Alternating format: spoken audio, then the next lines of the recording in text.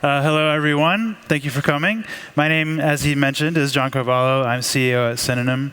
At Synonym, we're basically trying to create all the products and services that we think people might need in a post-Bitcoinized world. In order to understand what that means, we've come up with this concept of the atomic economy, and that's what we're going to talk about today, is how to architect Bitcoin's future using these concepts. So, when we talk about, Bitcoin disrupting everything, we mostly talk about big banks. But now there's been a trend, especially within the Bitcoin world, of also disrupting big tech with peer-to-peer technologies. You've heard a lot about that today with Keat and other decentralized tech. We also have our own called /tags.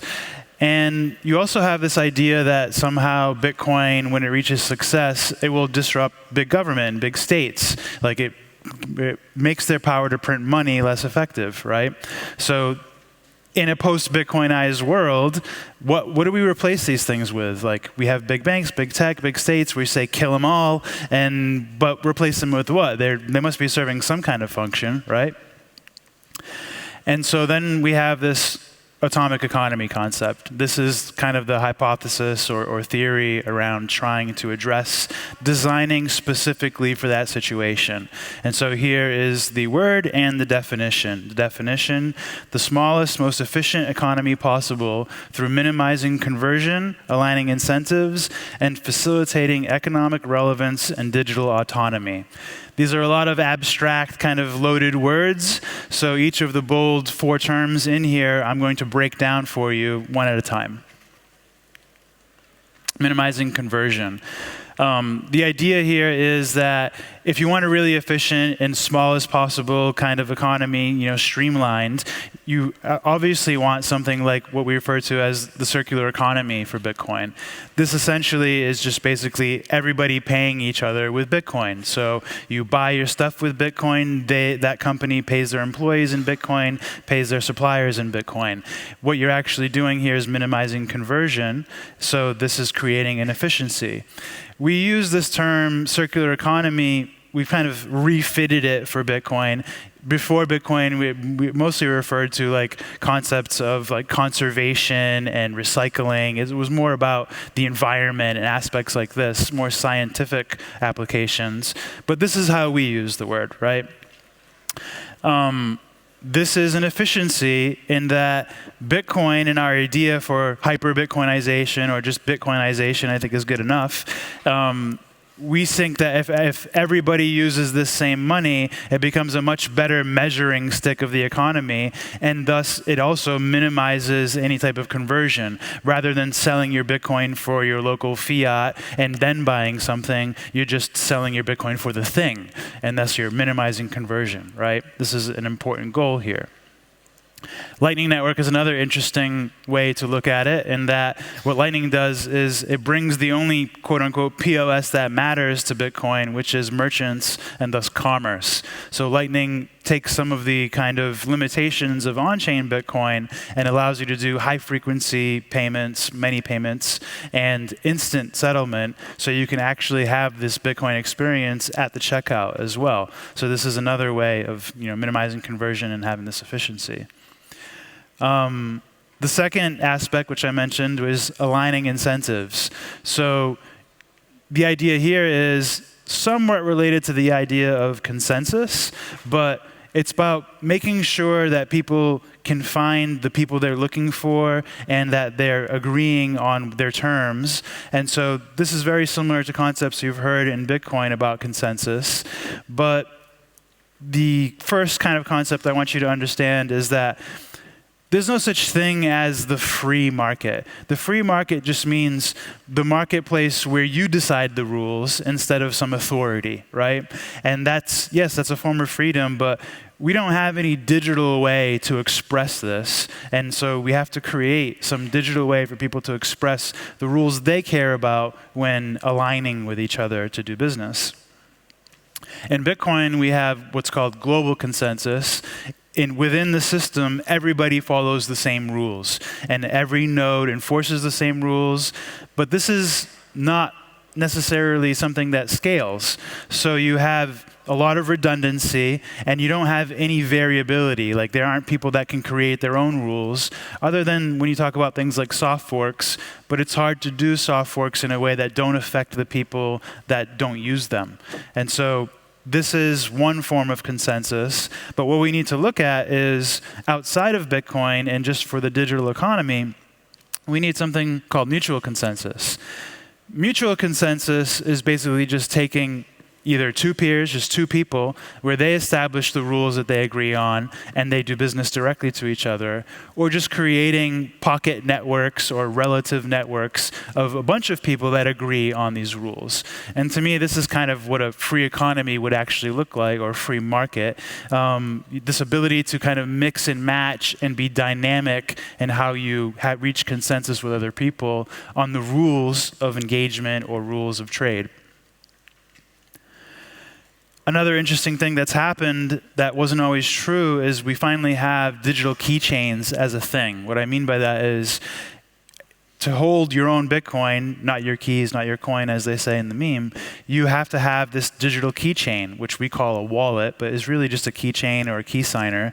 And before Bitcoin, there were a lot of efforts to be able to make keys a thing for identity, accounts, anchoring data, things like this, but none of them ever really took off because nobody really found this incentive or this good user experience or way to kind of get people to stop using the internet and the web that they do now and start using keychains to represent themselves.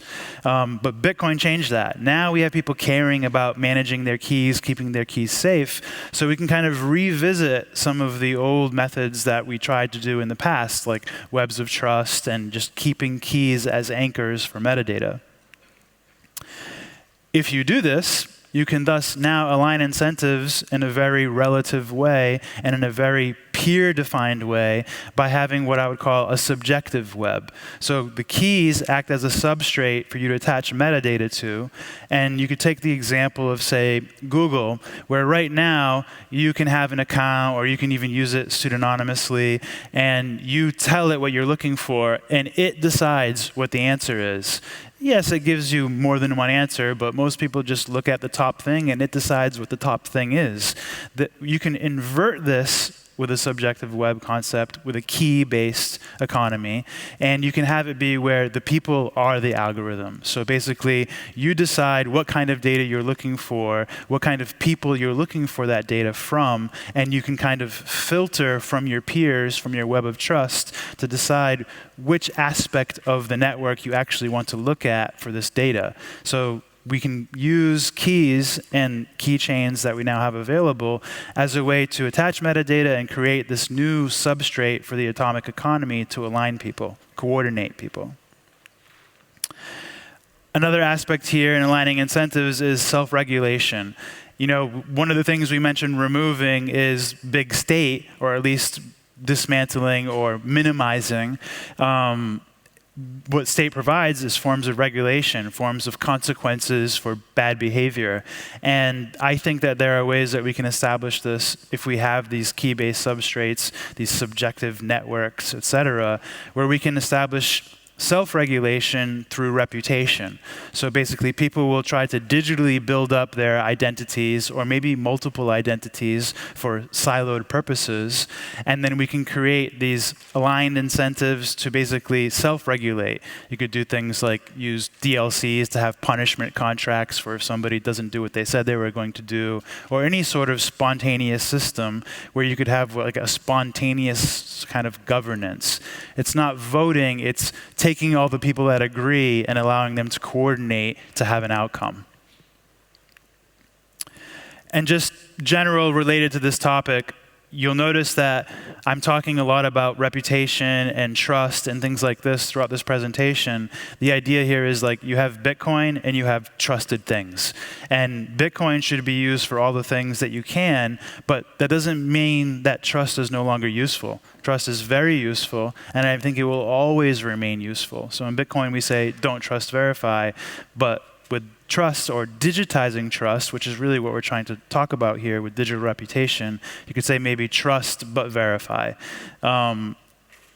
trusting is very interesting because in the competitive dynamics of the economy, you want to be able to have cooperation and competition. And you need to facilitate both of those as much as possible to have the best economy with the most efficient outcome at the moment. And so I would say, you definitely want to be leveraging trust and finding ways to cooperate with people and choosing which people you want to cooperate with. And this is all a matter of aligning incentives, of course. The third aspect is economic relevance. You want to make sure that you're being efficient and you're not involving parties in your economy or your personal network that you don't actually need to be involved. It's a matter of scaling. It's a matter of just relativity, basically. You want things to be related to what you're doing and efficient. Part of how you can do this is by synergizing with merchants. You can increase the efficiency by trusting the merchants that you rely on. An example here would be Lightning. In the beginning of the Lightning days, there was this kind of movement for everybody to open channels to everybody, and this idea that we would have a highly complex routing network where you'd always be looking through all the different possible routes and choosing the one that was the cheapest. But as Lightning has evolved, it's evolved more and more towards a hub and spoke model where you really don't want to have many channels. You want to have maybe 1, 2, 3 at most channels with high liquidity to highly connected hub nodes. So it could be like Bitfinex as an exchange. It's the largest node network within the Lightning network. So that's a great one to connect to. Bitrefill as a merchant selling gift cards, they're very well connected. Or the concept of LSPs, which is also something we work with. Another idea within economic relevance in the atomic economy vision is less finance, more credit. The idea here is that credit is kind of the core of finance when you think about once you remove all of the aspects of today's finance that are just all around either hedging against inflation or taking advantage of the inefficiencies of inflation, monetary inflation mostly. Post-Bitcoinization, it might not necessarily be that way anymore. Finance might revert back to more of the practical form where it's more about trying to figure out how to scale your business quickly, so establishing a reputation so you can borrow money. A good example with this, and something we're also interested in, is tokenization of credit. So we're doing the pair credit project with Hole Punch and Tether, and this is an effort to create a system where you can do tokens like stable coins like Tether without having to use a blockchain at all, and do this in the most efficient and most relative way possible. So it fits within this atomic economy vision. The idea would be to say, instead of use this bank that really you don't have a relationship with other than that they hold your money for you, which is, again, a problem with Bitcoin, you could have relationships with the actual economy that you live within. So for example, you go to a coffee shop every day and they have one location and they really feel like they could probably get pretty close to open a second location, but they don't quite have enough capital to do it. Well, maybe what they could do is they could offer credit at a discount to their regular customers and basically get some of their revenue early and thus have to scale their business and leverage that credit. And so I think it's really interesting to think beyond just stable coins and fiat and think about tokenizing the products and services that people provide and denominating in those things. So you could tokenize a large coffee and an egg croissant, and you can have different tokens for these things if you wanted, or you could just do it like a gift card and just have gift tokens and let people express their relationships through these, through discounts, repurchases, things like this. This is a little interlude where I want to mention, if you're following along, I know that these are a lot of abstract concepts, but I'm going to go a little bit further and say, this is all sort of a metaphysical way of digitizing what we already do with our DNA and evolution. So, as humans, we're all trying to survive, and thus we're all trying to compete, and we're trying to cooperate, and we're trying to basically train our DNA to be the best DNA for the current environment. And the environment is always changing, so we always have to be mutating and always have to be changing as well. And so what this atomic economy concept is doing, it's saying, well, that's this economy concept in general, networking, everybody doing things in a digital way, is just a digital expression of that competition, of that ladder of DNA creation. And so you can, if you think about that as I talk about these concepts, it becomes a little more interesting, and you can see the synergy here, where we're just taking the normal human competitive, natural selection stuff and digitizing all of it and giving people tools to express it digitally. Maybe that's interesting to you. I don't know. It's very interesting to me. And finally, the last key word within the definition of atomic economy is digital autonomy. This is basically just a word we use for freedom when you're talking about digital realm, like agency, being able to represent yourself within the digital economy. Self-sovereignty, though, is I feel like it's a little bit of an intimidating word. It wasn't really used to talk about a singular individual that much until the book that popularized it, Sovereign Individual. But for us, it means self-custodial, and now we want to expand that self-custody to not just mean of your Bitcoin, but of your digital identity, of your data, of your relationships, and your ability to kind of use any network that you want to. This leads to the concept of portability. So if you want an atomic economy, highly efficient, highly aligned, all of these qualities, you want to be able to say, oh, if I am using this website or this service and they ban me or they censor me, I can still be me everywhere that I go. What we're trying to do is we're trying to break down the walled garden. The walled garden is you can use Twitter and you can back up your data, but you can't migrate your data from Twitter to Truth Social, and you can't migrate all of your YouTube stuff, including your followers and history, to Rumble. There's no actual path to be portable within a walled garden. They're trying to lock you in so they can make the most money off of you possible and keep you for as long as possible. We kind of are trying to fix that with a lot of projects, but you see where you have slash tags, hole punch, Web5, Nostr. You have all these people trying to do peer-to-peer tech, and there are many more, but nobody has really focused that much on interoperability between these things. And you can't really be portable without interoperability. And the question is, what actually is interoperability? Because I think a lot of people misuse this word, overuse this word, because it's a bit of a red herring. And interoperability actually just means everybody using the same thing. That's not interoperation. That's just convincing everybody to follow a standard or a spec or a protocol like Bitcoin does. Bitcoin is not interoperable with other blockchains, right? It's just interoperable with all the people that use Bitcoin. And to bridge it, you have to use trusted methods. And so is this a red herring? A little bit. But it's also a holy grail. And I think that's something that can be achieved. And that's one of the differences with our stack that we're trying to achieve, is make all of the aspects variable, like your payment endpoints, where your data is stored, where your blog feed is. All of these things can be things that you control and are decided by you. And you can always have this ability to be portable and interoperate through bridging these networks and supporting multiple networks, which is all priorities for what we're doing with our protocol called slash tags. Another aspect of digital autonomy is being privacy-minded. When trusting, the most important decision is whom, not how. And I see a lot of excitement and a lot of conversations about different trust-based technologies, whether they be custodial Bitcoin technologies or custodial data. It doesn't really matter. But people are distracted by, oh, well, maybe we can do stable channels instead of using Tether, or maybe we can do this other construction with eCash. But all that really matters, and I've thought about this a lot in the end, is who you are trusting. And in some of those systems, it boils down to maybe you're trusting more people than you would if you used another system. Maybe you're trusting people that are actually less reputable than a simpler system.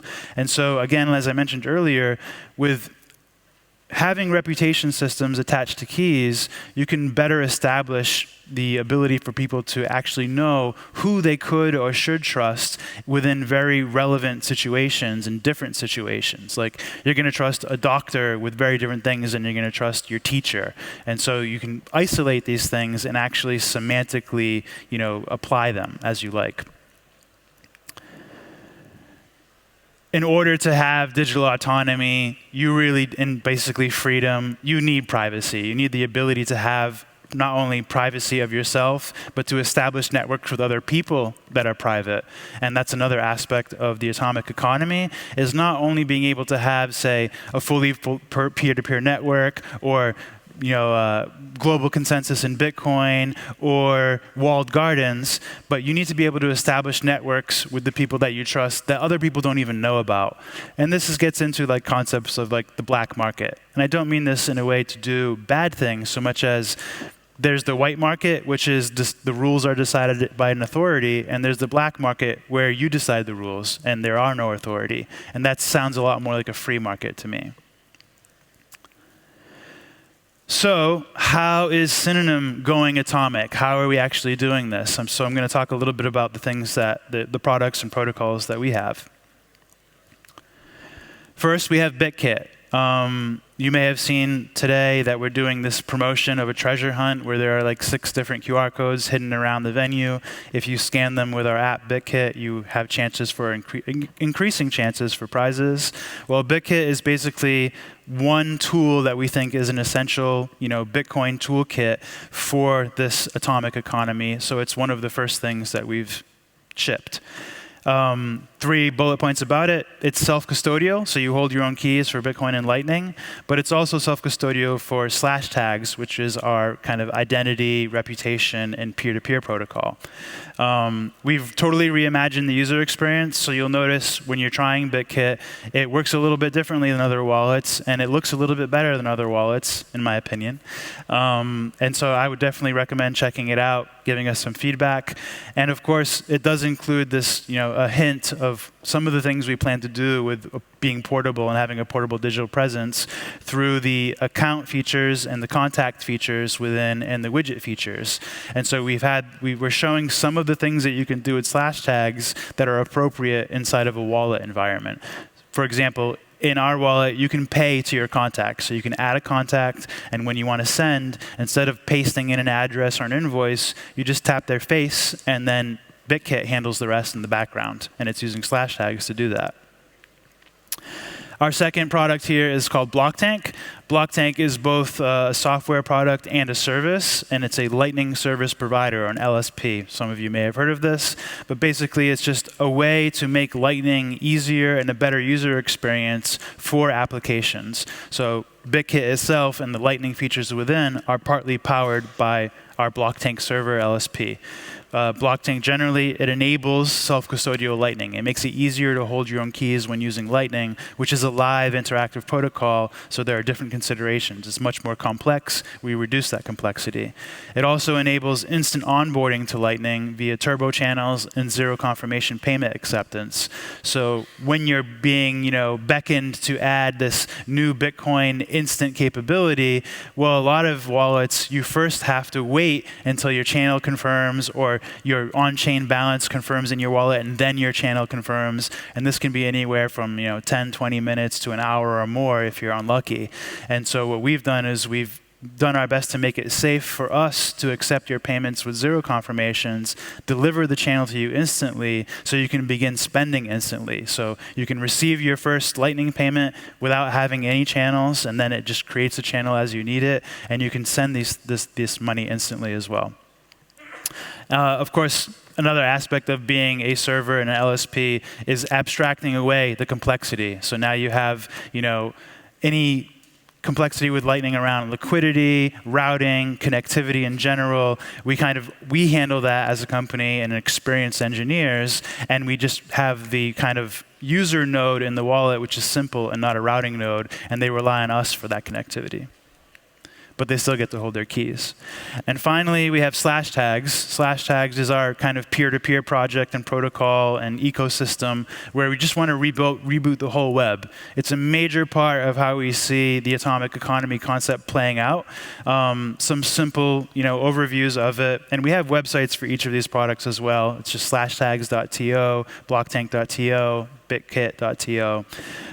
But with slash tags, it's key-based networks and metadata. It's just a way to attach metadata to keys, using those keys as identities, and being able to generate data, content, tweets, whatever it may be. It's very scalable because it's very relative. It follows all of the rules of the atomic economy, and it's also more interoperable than other peer-to-peer protocols because we focus on making things abstracted. So this way, it doesn't matter whether or not you're using a DHT or a relay or some other method, slash tags will figure out which method you match over and choose the best one for the situation. A good example is a bit like, and I credit Reza, our CTO, for this example. He compares it to how when you have your cell phone, you have Wi-Fi, you have 5G, you have 4G, you have 3G, you may have 2 SIMs, an eSIM. You have all these different network methods that you can use, and you don't have to know anything about any of them. Your phone just uses the one for the situation.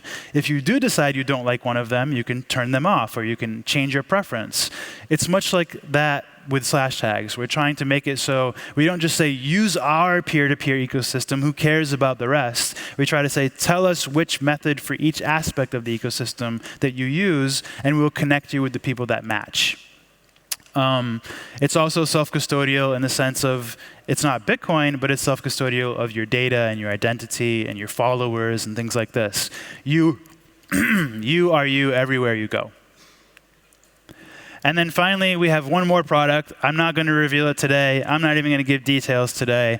I'll just say that hopefully a year from now, next year when I'm here, we'll have a lot to reveal about the new form of slash tags and the ultimate expression of the atomic economy. I'm doing my best to explain these very conceptual things to you here, but I think the best thing is just to show you and put it in your hands. And so this time next year, we hope to show you the first version of an application that basically demonstrates and applies all of the power of slash tags and all of the power of the concepts of the atomic economy. That's all I have. Thank you all very much. If you're interested in that treasure hunt, you can scan this QR code. You can download BitKit. It's still in beta, so be careful with how much money you put in it. But you can get some free sats over here, and you can try everything that I've just explained with BitKit. Thank you everyone for your time.